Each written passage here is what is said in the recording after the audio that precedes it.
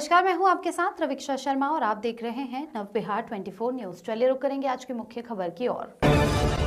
वहीं शुभम चौधरी ने बताया कि ज्ञापन में यह भी उल्लेख किया गया है कि हिंदुओं की आस्था, संस्कृति और अधिकारों की खुलेआम अनदेखी की जा रही है। संशोधन संविधान के मौलिक अधिकारों का उल्लंघन है। प्रधानमंत्री उन्होंने चेतावनी दी है कि यदि जल्द कार्रवाई नहीं लोगों ने भ्रम फैलाया, खास करके ऐसे लोग जो उसका नाजायज फायदा उठा रहे हैं। उन्होंने पूरे देश दुनिया में भ्रम फैलाया कि ये मुसलमानों के खिलाफ है, मुसलमानों को इसका बड़ा फायदा मिलता था। हम कहना चाहते हैं कि आप भी मुसलमान हैं, कई हमारे पत्रकार भाई मुसलमान यहाँ बैठे हैं और देश दुनिया में बड़ी संख्या में मुसलमान हैं। हम उन लोगों से पूछना चाहते हैं कि वक्फ के बारे में आप क्या जानते हैं? आपको क्या पता है कि वक्फ की कितनी जमीन थी? ये आज़ादी के समय जब वक्फ बोर्ड में संशोधन हुआ था उस समय कितनी जमीन थी? कांग्रेस की सरकार ने बार बार संशोधन किया और इसको असीमित पावर देते गया।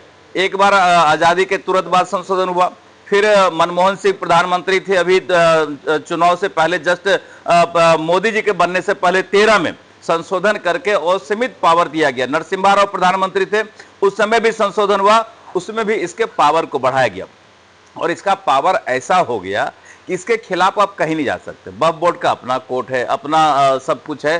वक्फ के खिलाफ लड़िए और वक्फ ही सुनेगा, उसके ही जज सुनेंगे। हमारे खिलाफ आप लड़ेंगे और फिर हमारे यहाँ सुनवाई होगी तो आपको क्या लगता है जजमेंट मिलेगा, न्याय मिलेगा हमको? और सबसे बड़ा इसका असीमित पावर यह था कि आप किसी भी जमीन पे 4 दिन बैठ जाइए, नमाज पढ़ लीजिए और कह दीजिए वक्फ का जमीन है, तो कोई सुनवाई नहीं होगा, ना किसी कलेक्टर के यहाँ ना किसी कोर्ट में। वो वक्फ का ही बोर्ड है, उसी में सुनवाई होगी। ये तमाम चीजें गलत हो गई थी। इसका बड़ा उदाहरण ये है कि वक्फ के पास कितना जमीन था। कई तरह का आते रहता है आंकड़ा, हम तो सबसे ज्यादा आंकड़ा मानते हैं कि 9 लाख एकड़ जमीन था और 9 लाख से आज बढ़कर के 39 लाख एकड़ जमीन हो गया। जमीन कहां से है? जमीन क्या बच्चा पैदा करता है? जमीन कैसे बढ़ता है? ये तमाम चीजें गलत थी। अब इसका फायदा मैं मुसलमान भाइयों को बताना चाहता हूं कि निश्चित रूप से इसका फायदा आपको दिखेगा जब इसमें चंद लोग बैठे हुए थे और पूरी तरह इसको नाजायज फायदा उठाते थे, इसके कमाई का लूट किया करते थे। इससे बड़ी कमाई है, लेकिन किसी को नहीं पता है। जो गरीब मुसलमान भाई उनको पता ही नहीं कि वक्फ का जमीन क्या होता है, संपत्ति क्या होता है, इसका फायदा हमको क्या मिलना चाहिए। तो मुझे लगता है कि माननीय प्रधानमंत्री जी ने फुल प्रूफ ये एक संशोधन लाया है।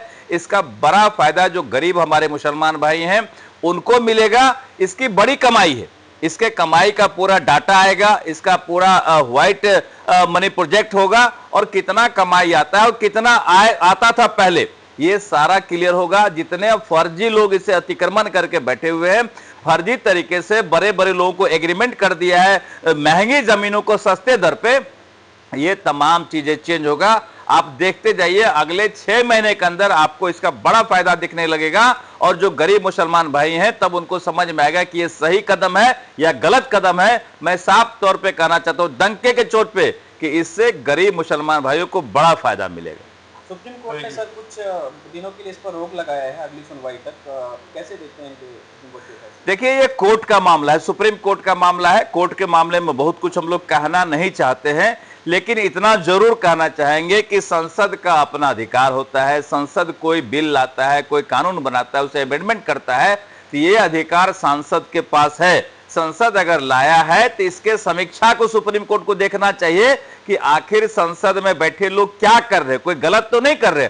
अगर कोई बड़ा गलत हो जाएगा तो प्रूफ के साथ आप फिर कोई कोर्ट जाएंगे तो रोक सकते हैं, लेकिन अगर संसद में ये बिल पास हुआ है और इसे संशोधन किया जा रहा है तो सीधे सीधे इसे रोकना मुझे नहीं लगता कि ये ठीक होगा।